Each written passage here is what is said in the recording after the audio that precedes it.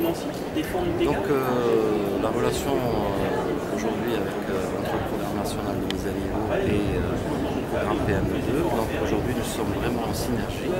Il y a une collaboration très étroite entre les deux programmes. Effectivement, nous avons des similitudes, comme on peut le savoir, sur vraiment l'appropriation des TIC et l'investissement matériel. Bon, nous faisons peut-être deux choses différentes, mais elles sont très complémentaires.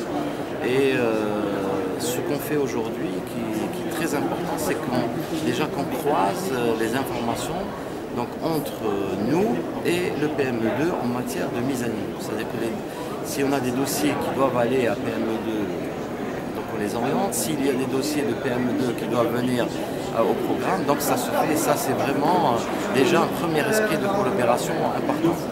Le deuxième point, c'est qu'aujourd'hui, la vitesse de croisière entre les deux programmes est très importante, puisque le programme permet aujourd'hui un appui très important à l'agence qui a besoin d'expertise. Qui a besoin d'expertise d'abord sur le programme lui-même. Parce que comme vous le savez, il y a 12 actions importantes dans le programme et nous avons convenu avec le directeur du programme et bien sûr tout ce qui est organisationnel autour, de mettre en place ce qu'on a appelé les fiches produits. Je pense que ça, c'est vraiment donner la lisibilité aux PME pour vraiment s'intégrer dans ce programme et adhérer à ce programme. Donc ça va permettre de vraiment booster l'action du programme national de mise à niveau. La deuxième façade, c'est tout l'aspect formation de l'encadrement qui est lié à tout ça. Et donc ça va permettre de donner cette lisibilité à la PME. Deuxièmement, nous avons aussi une collaboration en termes d'organisation interne donc, de l'agence. Donc nous sommes en train de travailler avec PME2 sur ces aspects-là. Un troisième niveau aussi, c'est vraiment de concourir à l'aspect, j'allais dire, expertise de l'évaluation des dossiers. Et d'ailleurs, nous remercions les actions de PME2 qui nous a permis d'installer 3 experts seniors qui aujourd'hui sont des experts qui sont domiciliés au niveau de l'agence et qui nous permettent d'abord de la recevabilité des dossiers, l'évaluation des dossiers et la partie juridique. Donc c'est vraiment un pack complet que PME2 nous a mis à nos dispositions et nous sommes aujourd'hui très heureux de cela.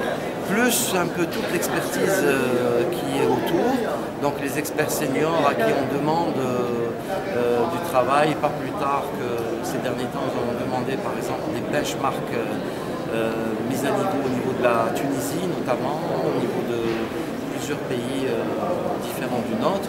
Et ça, c'est pour permettre d'avoir un benchmarking assez important sur les mises à niveau qui se font et peut-être de prendre éventuellement les exemples, les bons exemples, et les implémenter dans un futur proche.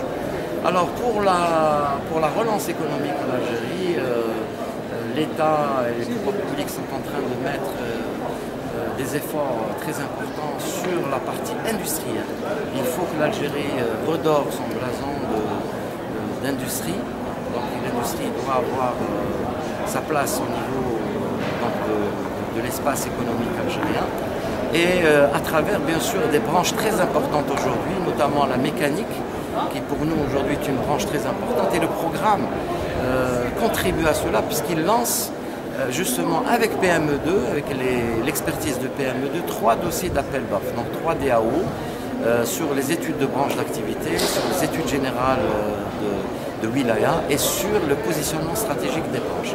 Donc il y a vraiment un travail très sérieux et aujourd'hui nous l'avons ficelé. Nous avons 3 DAO annoncés et ces DAO permettront de mettre en exergue déjà la branche mécanique dont j'ai parlé, la branche électronique, la branche agroalimentaire aussi qui est une branche importante, la branche électroménager parce qu'aujourd'hui il y a des besoins très importants au niveau électroménager, des branches aussi comme la transformation, donc les clusters d'innovation.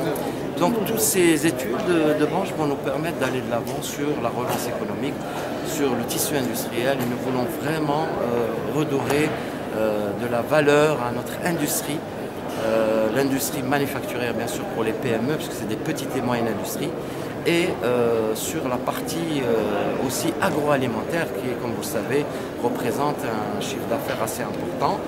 Je pense aussi la chose la plus importante aussi, c'est d'interchanger ces importations par de la production locale, et ça justement créant des clusters d'innovation. Nous l'avons fait, l'agence l'a fait à travers des coopérations aussi comme PME2, sur les clusters d'innovation tomates par exemple. C'est le cluster d'innovation des dattes, où on peut bien faire de la transformation, ramener par exemple du sucre, du miel de date.